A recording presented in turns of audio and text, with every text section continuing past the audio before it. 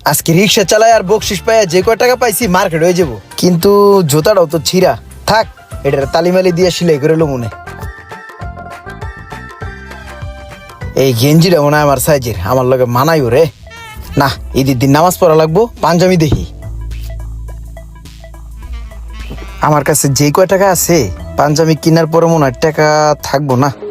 না, বাচ্চা করলে জিনিসপত্র লইলে আমারটা পরে কিনবো না। পাঞ্জাবি এই দে না কিনলাম, আগে পোলাপানির লেগে কিনা লই। পাঞ্জাবিটা সুন্দর ছিল, এই দুইটাই দিয়ে দেন ভাই।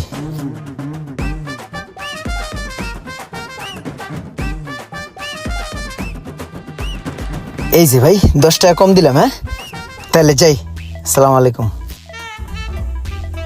পোলারটা তো নিলাম, এনে বাসায় গেলে তো মায়াই ধরবো না, আমারটা কোথায়? মায়ের লিগে একটা দেহি পছন্দ হয়নি। এই যে ফোরাক গুলো তো ভালোই, এনতেটা লইলি। ভাই 7 বছরের মেয়ে লাগবো না? তাহলে দেন, দিয়ে দেন। সুন্দর আছে, গোলাপি কালার, পোলাপানি পছন্দ করবো না? এই যে ভাই টাকাটা দেন, জায়গা ঠিক আছে ভাই। আরে পোলার জামা কাপড়ের ব্যাগটা কই?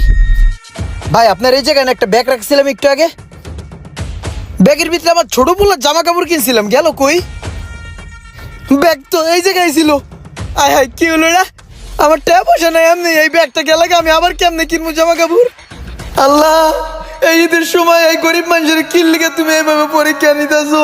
আমি বাসায় গেলে আমার পোলা পাইলে কি কমু? আমি আজকে আসার সময় কইছি যে বাসায় আইলে তখন লেগে ঈদের জামা কাপড় কিনে লইবো, এখন আমি কি করবো? এই ঈদের সময় যারা ঈদের মার্কেট করতে যাবেন তারা অবশ্যই একটু সাবধানে থাকবে, আমার মতন ধরা খেয়ে কেউ নিঃস্ব হয়েন না।